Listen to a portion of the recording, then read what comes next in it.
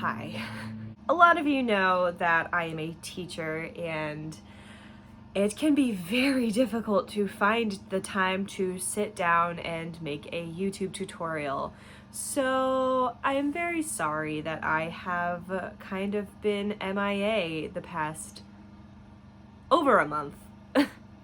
A lot of people that follow me, though, have been very understanding and very patient. It is very hard to balance my work life and my personal life sometimes. And so I thank everybody who has been patiently waiting and still supporting me. And here we are. Somebody reached out on Instagram asking if I could do a tutorial on a ripple blanket, and that is what I am going to do today. I will link the pattern that I will be following down in the description, and I picked this pattern because it allows you to choose the length of your foundation, and I'll kind of explain how that works a little bit later. And I will be doing just a small example, but again, you can create the length that you want. And what a perfect time for the lawn people to decide to show up. I hope that that's not getting picked up too much. So we'll see. Let's get started. Also, as you can see, I changed my setup a little bit. I just flipped my desk so that now you can see my beautiful yarn wall.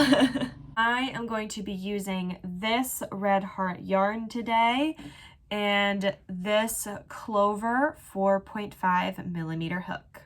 So one of the reasons I chose this pattern is because you can easily, again, choose how long you want to make it. It tells you to work in multiples of 10. That means that your ripple is going to have 10 stitches total in it. And then it also tells you to add on 1 plus 3 more stitches on your foundation chain. My suggestion to you is to count multiples of 10, and once you get your desired length, add 4 more chains to that.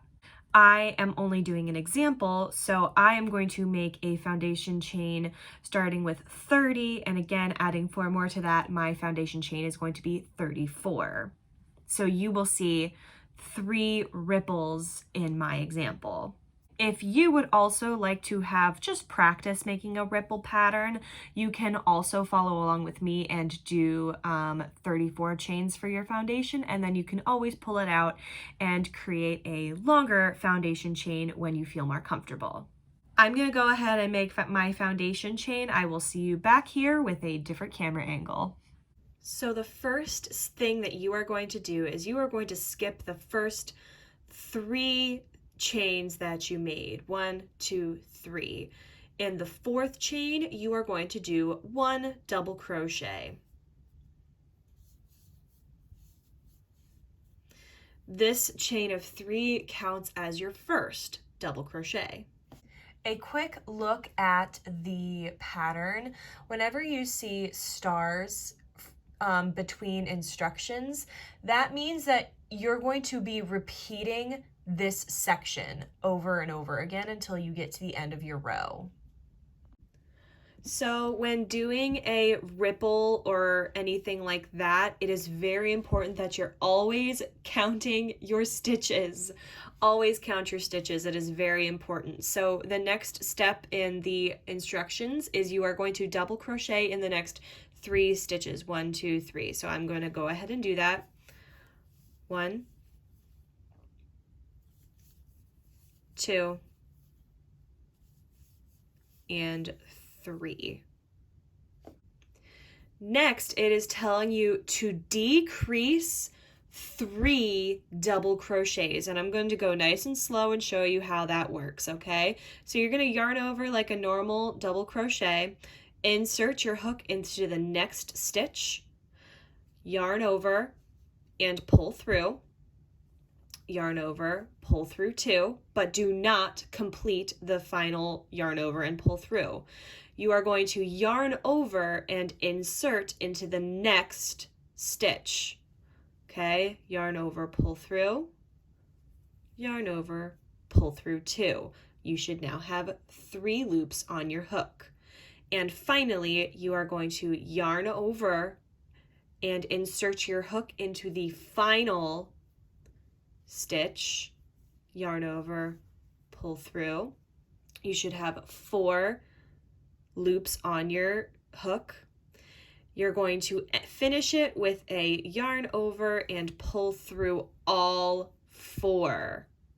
That is a decrease 3 double crochet.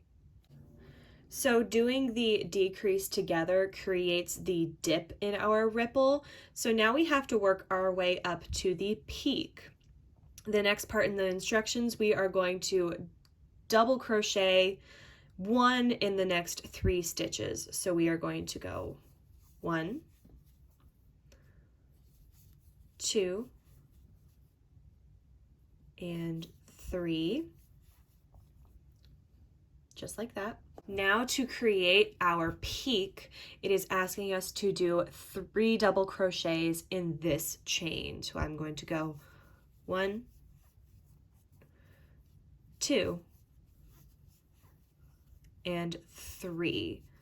Again, all 3 of those are going into the same chain. As you can see, we are starting to get kind of a wave effect. Another reason I like this pattern is because you're always working in multiples of 3.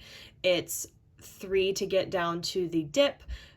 You are doing 3 double crochets together, 3 to go up to the peak, and 3 to create the peak. So you're always working in multiples of 3. So what I'm going to do now is I am going to walk you through the rest of my row, and then I will go over how to complete the row. So next, since we've now created that peak, we are going to do 3 double crochets down. So we're going to go 1 into the, and then 1 into the next one, 2, and then the 3. That is our 3 double crochets. Next is our 3 together. So we are going to start our first one, but again, do not complete it. Yarn over, insert into the next, yarn over, pull through, yarn over, pull through 2. We have 3 loops on our hook. Yarn over and insert into the final chain, yarn over, pull through, 4 loops, yarn over, pull through all 4. That is another dip in our ripple. Do 3 more double crochets going up. So 1, 2, 3, oops,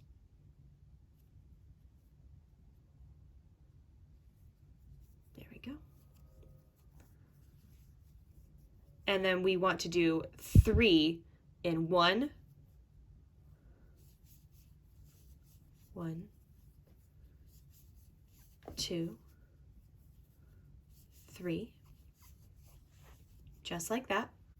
We are now going to go back down and we are doing 1 double crochet in the next 3 stitches. So we have 1, 2, 3, and then we are going to do another 3 together. So 1, don't complete it, insert in the next one, 2, don't complete it, and 1 more. And now is when you pull them all together. And you should be getting this nice, again, ripple effect. So now that we are here, we are going to finish by doing a double crochet in the next 3 stitches. 1, 2, 3. And then to finish the row, we are going to put 2 double crochets in this final stitch. 1 and 2. And there you have it. So now let's talk about moving on to that next row. We are going to start by chaining up 3. 1, 2, 3. We are now going to turn and get ready for the next row. All right, we are going to start by skipping those chains 1, 2, 3, and we are going to double crochet in that first double crochet from the last row. So we just did 1, and then we are going to do 1 double crochet in the next 3. 1, 2, 3. 1, 2, and 3, and now my dog is barking. Wonderful. Next, again, we are going to do the 3 together. 1, 2, 3. And if you need a breakdown again of that, you can always rewind and watch my breakdown of that. Next, we need to go back up to the peak. So again, it's 1 double crochet in the next 3 stitches. 1, 2, 3. We are now at the peak, so we do 3 in 1. 1, 2, 3. Are you guys sensing a pattern? So you are just doing the same thing over and over and over again. So now what I've done is I have just gone until the final decrease here, just to go over how to finish the row. So what I'm going to do is I'm going to do 3 double crochets up. So 1, 2, 3. And then what it's asking you to do is you're going to go into that chain, the top of the chain here. So into that stitch, you're going to do 2 double crochets. 1 and 2.